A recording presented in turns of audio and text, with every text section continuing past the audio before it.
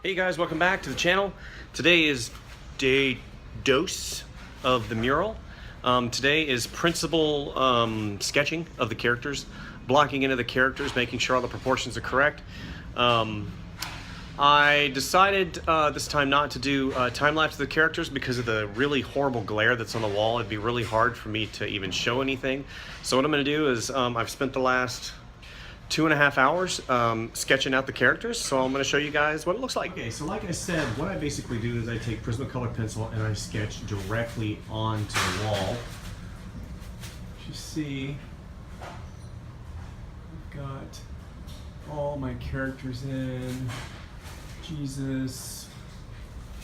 Everything's kind of rough, but you know, it's got a nice looseness to it, and that's one of the things that I really love about sketching on the walls is the fact that it stays really loose, the gesture is really flowing and organic, and I like the fact that if I do make a mistake, it's not a big deal. You know, I'm not painting by numbers or anything like that. So basically what I'm going to do now is I'm going to take a photograph of every single character, just like you see here. I'll be like click, and then what I'm going to do is I'm going to go in and I'm going to put in local color. Just make, you know, this one will be solid yellow. And yes, it'll cover up all my construction lines, but what I'm going to have is basically a visual reference for my sketch, and I'll go back over and just do a rough in with color pencil, and then come back with my ink, you know, my ink marker, my paint marker, excuse me. I added this little guy this time. I'm going to actually give him some big fat glasses as well. He's going to have spots, kind of like he has measles. He's not crazy, but he is fun. And that's what the kids like. And everything, if you notice, all of the, and this is by design, all of the fun characters and stuff that, you know, have boo-boos are on the lower levels so the kids can get to them. It's very important that they have access to the animals and kind of relate to them, and that is by design. So what I'll do is after my first character block in, I'll probably do this guy right here, color block in. I'll show you exactly what it looks like, and just kind of go through the process. Okay, so basically what you're looking at right now is color block in of the individual characters.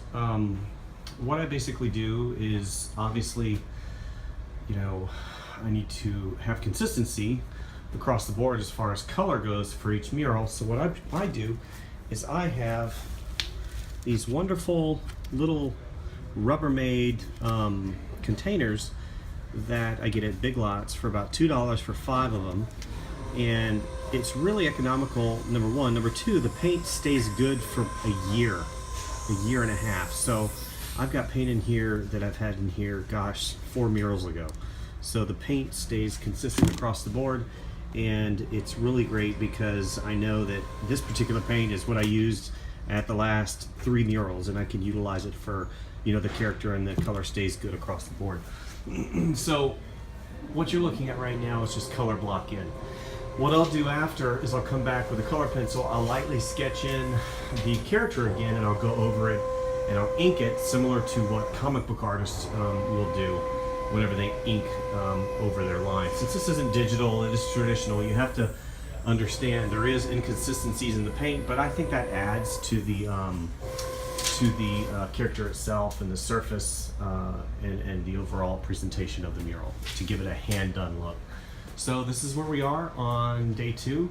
I'm going to go ahead and do the jellyfish and go from there. Hey guys, that pretty much wraps up day 2. I'm pretty happy with where I'm at as far as color block in. Once I get the color block in of the majority of or all the characters, then I'll go back and I'll start inking it, and I'll probably do a time lapse for that just because it really brings things together. And the last stage in the process is airbrush work.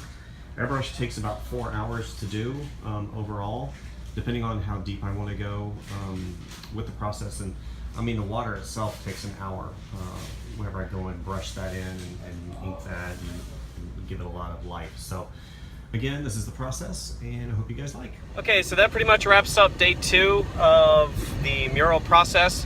I don't want to go too far into the mural every day. Well, I don't want to say that. I don't want to put in 10 hours a day. I mean, I have done it to where I do a full 24 hours straight muraling, and what it does is it makes it so much less enjoyable. It makes it so hard. It's hard on your body, and overall it's just an unpleasant thing that I don't like doing.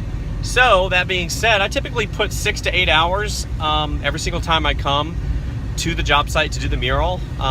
Today I did about 6 hours total. So I got all the sketching of the characters in. I got the majority of the characters blocked in color. And what's great about that is once I get the characters blocked in and everything, it's basically, I mean, I got 4 hours of airbrush work. I got 2 hours of ink work. So, I mean, pretty much once I get the characters blocked in, it's a 6-hour day. So that's pretty good.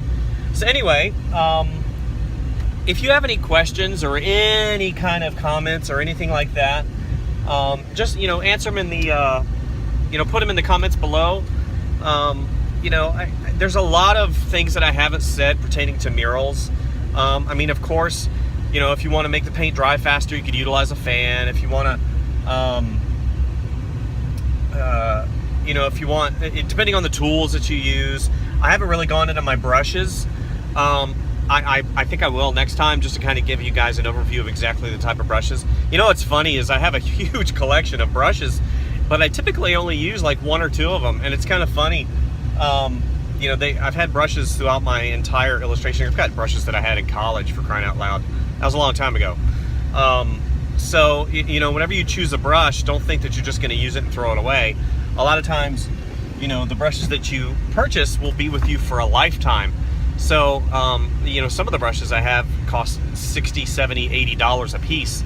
And the reason why that is because, the difference between synthetic and natural, and, your horsehair, your mohair, or not mohair, but your horsehair and some of your other naturals really make a huge difference just in the application of paint.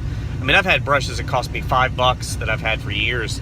And then, of course, I've had brushes that, I've purchased for $40 and $50 that basically fall apart. So it all depends on a myriad of things. And two, I have acrylic brushes and I have oil brushes, and I don't typically intermix them at all. And that's another thing you have to remember whenever it comes to brushes. Anyway, we'll go in that tomorrow and let you guys kind of enjoy that. But hopefully you guys are enjoying the video. I've enjoyed making them. I enjoy making the videos in general. I'm going to try to do an Inktober tonight. We'll see how that goes, and then I'll post the video first thing in the morning as well. Life of a freelance illustrator, of a freelance contract person, is not something that is for everybody. There's constant change. There's constant challenge to manage your time, not only between your jobs, but also manage your time between your family. So, I'm going to go home today. I'm going to go spend lots of time with my family. We're going to have lots of fun, maybe go for a bike ride. And then, I've got digital work to do tonight. So it is something that is hard, but it's extremely rewarding. I can take a day off whenever I want to. I can pretty much choose which jobs that I can, I have, as long as I have jobs coming my way. Jobs are not the easiest thing to get, but if you're constantly putting stuff out there and doing good work and budget your money and budget your time, you can have a very successful illustration and freelance career. And I highly recommend it. It's like I said, it's not for everybody.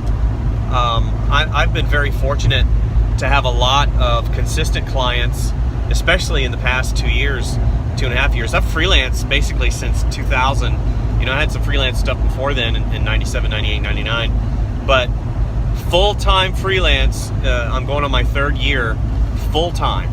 So, before that, I had freelance clients that I had here and there, and I had a decent rung, but now it's a little bit different. So, anyway, thank you guys once again for coming to my channel, for subscribing. Gosh, got almost 600 subscribers. It's like I'm getting 2 or 3 a day, which is fantastic. I appreciate you guys to watch, this guy go out and try to make a living, and hopefully bequeath some of the knowledge that I have in this large cranium, this gigantic forehead.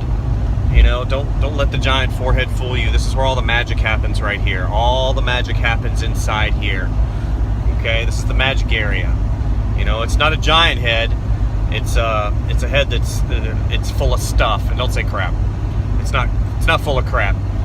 It's full of goodness that I'm really to bequeath unto you on a hopefully daily basis. And that's what I'm trying to do, is bequeath the knowledge. Because, dude, if I had a guy like me when I was coming up, holy moly, I'd be subscribing, I'd be asking questions. You know, I'd be asking so many questions, not just the regular questions. You know, what do I put in my portfolio?